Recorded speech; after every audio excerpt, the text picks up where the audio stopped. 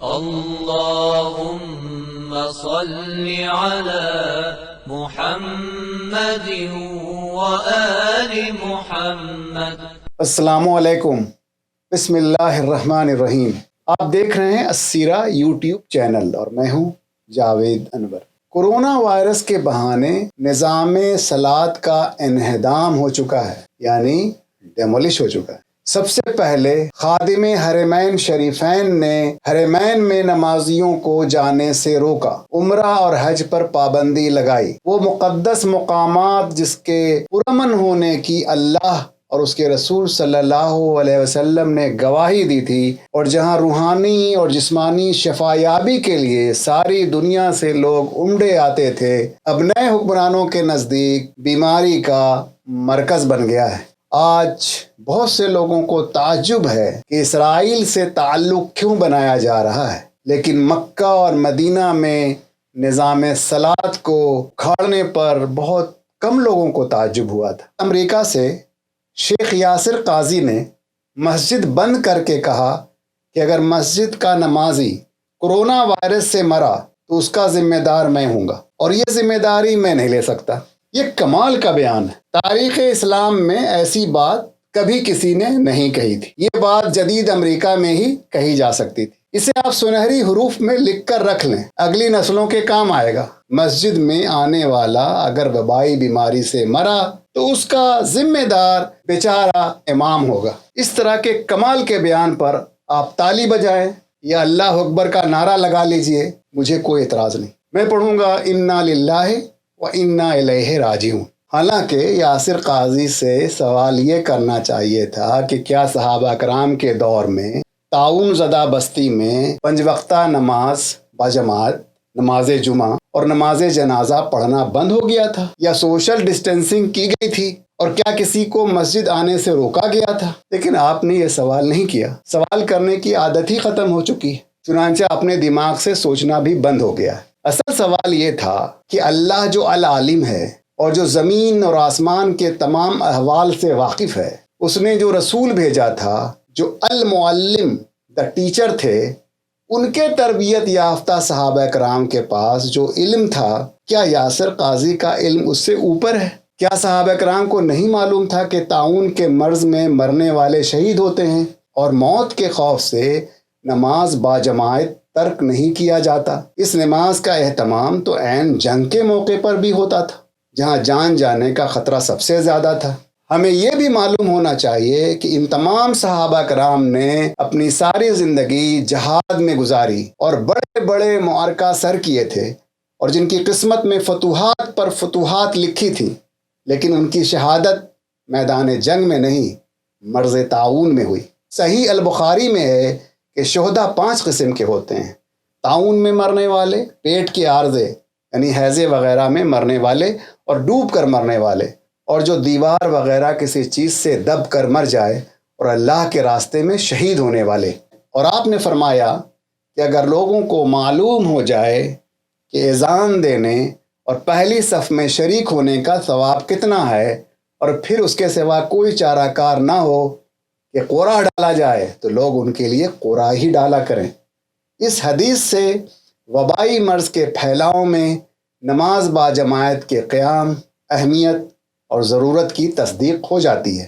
ابو عبیدہ بن الجراح، جو امین الامت کے لقب سے جانے جاتے ہیں، طاعون کی وجہ سے شہید ہو گئے، تو سیدنا معاذ بن جبل رضی اللہ تعالیٰ عنہ امیر بنے۔ تو امیر بننے سے پہلے جب ابو عبیدہ رضی اللہ تعالیٰ عنہ زندہ تھے، تو انہوں نے معاذ رضی اللہ تعالیٰ عنہ سے کہا کہ اے معاذ، تم لوگوں کو نماز پڑھاؤ۔ سیدنا معاذ رضی اللہ تعالیٰ عنہ نے لوگوں کو نماز پڑھائی۔ پھر ابو عبیدہ رضی اللہ تعالیٰ عنہ کا انتقال ہو گیا۔ اس کے بعد معاذ رضی اللہ تعالیٰ عنہ نے تقریر کی، ابو عبیدہ بن الجراح رضی اللہ تعالیٰ عنہ کے فضائل بیان کیے۔ پھر لوگ میدان میں جمع ہوئے، جنازہ لایا گیا، معاذ رضی اللہ تعالیٰ عنہ نے نماز جنازہ پڑھائی۔ قبر میں معاذ بن جبل رضی اللہ تعالیٰ عنہ کے ساتھ عمر بن العاص اور ضحاک بن قیس اترے، اور ان کی نعش کو بغلی قبر میں اتارا اور باہر آ کر مٹی ڈالی۔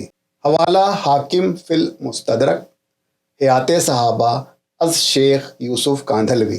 اب ایک فتویٰ دیکھ لیجئے۔ اس سال مارچ کے مہینے میں ہی یعنی کورونا کے ابتدائی دور میں ہی بنگلہ دیش کے مفتی اعظم عبدالسلام چاٹگامی سے مسجد میں نمازیوں کی تعداد محدود کر دینے اور سوشل ڈسٹینسنگ رکھ کر نماز پڑھنے سے متعلق فتویٰ مانگا گیا تھا۔ انہوں نے ان 2 سوالات کے جو تحریری جواب دیے تھے وہ سید شاہ برکت اللہ کی زبانی سنیے۔ اس سے اصل عالم دین اور جعلی عالم دین کا فرق بھی صاف واضح ہو جاتا ہے۔ السلام علیکم ورحمۃ اللہ وبرکاتہ۔ بسم اللہ الرحمن الرحیم۔ جو سوالات کیے گئے تھے محترم محمد عبدالسلام چٹگامی سے، جو ہے سپروائزر ہیں اور چیف ان اسلامک لا بھی ہیں وہ، اور یہ مفتی اعظم بھی ہیں دارالافتاء خدام القرآن و سنہ چٹگان بنگلہ دیش کے، ان سے سوالات کیے گئے تھے۔ اس کا انہوں نے جو ہے جواب ارسال کیا ہے، اس کا جواب کیا ہے آپ حضرات کے جو ہے سامنے جو ہے سنایا جاتا ہے تاکہ جو ہے ہم سب مستفید ہوں۔ بسم اللہ الرحمن الرحیم۔ الجواب بسم تعالی۔ صورت مسئلہ میں اللہ تعالیٰ نے قرآن کریم کے اندر فرمایا کہ حافظوا علی الصلوات والصلاۃ الوسطیٰ، سورہ بقرہ آیت 238، اے ایمان والو تم لوگ نمازوں کی حفاظت کرو اور خاص کر درمیانی نماز کی حفاظت کرنی ہے۔ اسی کی تشریح کرتے ہوئے نبی علیہ الصلوۃ والسلام نے فرمایا کہ من سمع ندا فلم یجب فلا صلاۃ له الا من عذر۔ وفي روایت عن ابی ہریرہ رضی اللہ تعالی عنہ قال قال علیہ الصلوۃ والسلام لقد هممت ان امر فتيتي ان يجمعوا حزم الحطب ثم آمر بالصلاة فتقام ثم أحرق على أقوام لا يشهدون الصلاة۔ ترمذی جلد 1 صفحہ 52۔ رسول اللہ صلی اللہ علیہ وسلم نے فرمایا کہ میں نے ارادہ کیا کہ اپنے جوانوں کو حکم دوں کہ وہ لکڑیاں جمع کریں، پھر میں نماز قائم کرنے کا حکم دوں اور جماعت شروع ہو جائے، پھر جو لوگ مسجدوں میں جماعت کے ساتھ نماز کے لیے حاضر نہ ہو ان کے گھروں کو جلا دوں۔ بعینہ یہ حدیث ابن مسعود، ابو درداء اور ابن عباس رضی اللہ تعالیٰ عنہ سے بھی روایت ہے۔ امام ترمذی رحمۃ اللہ علیہ نے فرمایا کہ یہ حدیث حسن اور صحیح ہے۔ امام ترمذی رحمۃ اللہ علیہ نے فرمایا بے شمار صحابہ کرام رضی اللہ اجمعین سے یہ روایت بھی ثابت ہے، سب نے یہ فرمایا کہ جو لوگ بلا عذر اذان کے بعد جماعت میں حاضر نہیں ہوتے ان کی نمازیں نہ ہوں گی۔ محدث کبیر شیخ التفسیر حضرت مولانا محمد ادریس کاندھلوی اپنی تفسیر معارف القرآن میں لکھتے ہیں کہ آیت ومن ازلم ممن منع مساجد اللہ یذکر فیہا الاخیر، سورہ بقرہ آیت 114۔ اس شخص سے بڑھ کر کون ظالم ہے کہ جو اللہ کی مسجدوں کو اس بات سے روکتا ہے کہ ان میں اللہ کا نام نہ لیا جائے، دل سے خواہ زبان سے خواہ اعضاء اور جوارے سے، اور فقط اس پر کفایت نہ کرے بلکہ کہتے ویران اور برباد کرنے کی کوشش کرے۔ مساجد کی بے حرمتی کرنا اور ان کو منہدم کرنا یہ مساجد کی ظاہری تخریب ہے، اور عبادت اور ذکر اللہ اور نمازوں کی بندش کر دینا یہ مساجد کی معنوی اور خفیہ اور باطنی تخریب ہے۔ معارف القرآن جلد 1 صفحہ 203۔ مفتی اعظم پاکستان مولانا محمد شفیع دیوبندی رحمۃ اللہ علیہ نے اپنی تفسیر معارف القرآن میں آیت ومن اظلم ممن منع مساجد اللہ یذکر فیہا فی ازمہ وسعی فی خرابیہا، سورہ بقرہ 114 آیت کے تحت لکھتے ہیں کہ تیسرا مسئلہ یہ معلوم ہوا کہ مسجد ویرانی کی جتنی بھی صورتیں ہیں سب حرام ہیں۔ اس میں جس طرح کھلے طور پر مسجد کو منہدم اور ویران کرنا داخل ہے، اسی طرح ایسے اسباب پیدا کرنا بھی داخل ہے جن کی وجہ سے مسجد ویران ہو جائے۔ اور مسجد کی ویرانی یہ ہے کہ وہاں نماز کے لیے لوگ نہ آئے یا کم ہو جائیں، کیونکہ مسجد کی تعمیر و آبادی دراصل در و دیوار یا ان کے نقش نگار سے نہیں ہے، بلکہ ان میں اللہ کا ذکر کرنے والوں سے ذکر و تلاوت اور نماز سے آباد کرنا اور تعمیر کرنا مقصود ہے۔ اس لیے قرآن مجید میں ایک جگہ ارشاد فرمایا کہ انما یعمر مساجد اللہ من آمن باللہ والیوم الآخر وقام الصلاۃ وآتى الزکاۃ ولم یخش الا اللہ، سورہ توبہ 18 نمبر کی آیت۔ یعنی اصل میں مسجد کی آبادی ان لوگوں سے ہے جو اللہ پر ایمان لائے اور روز قیامت پر اور نماز قائم کریں، زکوٰۃ ادا کریں اور اللہ کے سوا کسی سے نہ ڈرے۔ اس لیے حدیث شریف میں رسول کریم صلی اللہ علیہ وسلم نے فرمایا کہ قرب قیامت میں مسلمانوں کی مسجدیں بظاہر آباد اور مزین ہوں گی مگر حقیقتاً ویران ہوں گی، ان میں حاضرین نماز کی تعداد کم ہوں گی جو اس کے اسباب پیدا کیے جائیں گے۔ علی رضی اللہ تعالیٰ عنہ کا ارشاد ہے کہ شرافت انسانی کے 6 کام ہیں، ان میں 3 چیزیں یہ ہیں، وہ یہ کہ نمبر 1 تلاوت قرآن، نمبر 2 مسجدوں کو آباد کرنا، نمبر 3 دوستوں کو جمعیت بنانا جو اللہ کے دین کے کاموں میں مدد کریں۔ تفسیر معارف القرآن جلد 1 صفحہ 272۔ مذکورہ بالا 2 تفاسیر میں جو باتیں بتائی گئی ہیں ان کا خلاصہ درج ذیل ہے۔ نمبر 1 مساجد اللہ کے گھر ہیں، ان کا مقصد یہ ہے کہ ان میں اللہ کا ذکر کیا جائے قلباً یا لساناً یا اعضاء و جوارے سے، جیسے نماز تلاوت۔ نمبر 2 مساجد کی آبادی و تعمیر ایمان اور شرافت ایمانی کے تقاضے ہیں۔ نمبر 3 مساجد میں زیادہ سے زیادہ نمازیوں کا آنا، اس میں اللہ کا ذکر کرنا، تلاوت کرنا مسلمان اور ایمانداروں کے اعمال ہے۔ نمبر 4 اس کے برخلاف مسجدوں میں لوگوں کو آنے سے روکنا، عبادت اور نمازوں سے روکنا مساجد کی تخریب کاری ہے جس کی مذمت آیت میں بیان کی گئی ہے۔ नंबर 5, मस्जिदों से लोगों को रोकना, जैसे अलल उलूम तकरीब कारी है, इसी तरह बाज़ अफराद या बाज़ तहदाद की तख्सीस कर देना, ये भी तकरीब कारी है और ये सख्त जुल्म और ज़्यादती है। नंबर 6, बाज़ लोग मस्जिदों में न आने और मना करने के जो असबाब बयान करते हैं, शरीयत ने उनको न बयान किया है न नुसूस में उसका कुछ इशारा मिलता है। क़ाल अल्लाह तआला वइज़अलनल बैता मसाबतल लिन्नासि व अमना वत्तखज़ू मिन मक़ामि इब्राहीम मुसल्ला वअहिदना इला इब्राहीम व इस्माईल अन तहहिरा बैतिया लित्ताइफीन वल आकिफीन वरुक्कइ सुजूद। सूरह बकरा आयत 125। और जब हमने ठहराया ये घर बैतुल्लाह को इज्तिमा की जगह लोगों की और लोगों के पनाहगाह और कर रखो मुकाम में इब्राहिम को नमाज की जगह, और कह दिया हमने इब्राहिम और इस्माइल को कि पाक रखो घर मेरा वास्ते तवाफ करने वालों के और इतिकाफ करने वालों के और रुकू सीधा करने वालों के। ये तर्जुमा है मौज़ूउल कुरान शाह अब्दुल खादिर मुहद्दिस देहलवी रहमतुल्लाह अलैह सफ़ा 24 पर। तफसीर उस्मानी में है, और जब मुकर्रर किया हमने खाने काबा को इज्तिमा की जगह लोगों के वास्ते और अमन की जगह, क्योंकि हर साल लोग हज और उम्रा के लिए जमा होते हैं, वहाँ पर तवाफ करते हैं, नमाज पढ़ते हैं, वहाँ पर लोगों का बहुत मजमा होता है। जो लोग हज और उम्रा करते हैं फिर वो अजाब से मामून हो जाते हैं और लोगों की ज़्यादती से महफूज हो जाते हैं। और हज में और उम्रा में तुम लोग मुकाम इब्राहिम की जगह नमाज पढ़ो, और हम इब्राहिम अलैहिस्सलाम और इस्माइल अलैहिस्सलाम को कह दिया कि बैतुल्लाह को तवाफ करने वालों और रुकू करने वालों और सीधा करने वालों के लिए साफ सुथरा रखा जाए। कुरान करीम की आयत से मालूम होता है कि खाने काबा और दुनिया की सारी मसाजिद इज्तिमा की जगह है। खाने काबा में तवाफ करते हैं, नमाज अदा करते हैं, अल्लाह का जिक्र करते हैं। दूसरी मसाजिद में नमाज बाजमात अदा करते हैं, नमाज जुमा अदा करते हैं, अल्लाह का जिक्र और तिलावत करते हैं। अल्लाह ताला ने जिस जगह को इज्तिमा बना दिया है, कौन जालिम है कि इन जमात को खत्म करेंगे,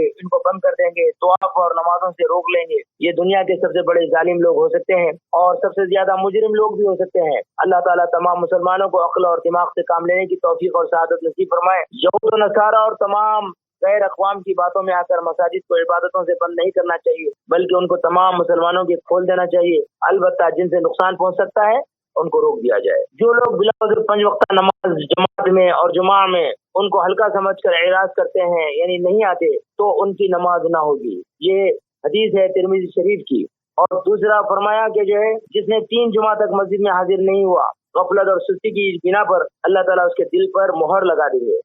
गरज बिला उज़्र तर्क जमात, नमाज खमसा और तर्क जुमा पर बड़ी वईद आई है। अलबत्ता जो लोग मरीज हैं या उनको खौफ बीमारी है, वो अगर बवजह खौफ और जमात में या जुमा में हाजिर ना हो सके, उन पर कुछ गुनाह ना होगा। लेकिन जिनके पास कोई उज़्र शरई नहीं है, सिर्फ बदअकीदे की बिना पर 5 वक्त नमाज की जमात में हाजिर नहीं होते, वो तो सख्त गुनाहगार होंगे। बदअकीदे की बिना पर और दूसरे तर्के जमात और तर्के जुमा पर। वाज़ेह रहे कि बदअकीदे का मानी यह है कि हदीस शरीफ में है कि नबी अलैहिस्सलाम ने फरमाया है, ला उदवा वला सफरा वला हामा वला तैर अफलाम। नबी अलैहिस्सलाम ने फरमाया कि इस्लामी अकीदे में बीमारियों की ताअद्दी का अकीदा नहीं है, यानी एक की बीमारी दूसरे में मुंतकिल होने का अकीदा इस्लाम में दुरुस्त, क्योंकि बीमारियां सब अल्लाह ताला की मखलूक है और अल्लाह के हुक्मों के ताबे हैं।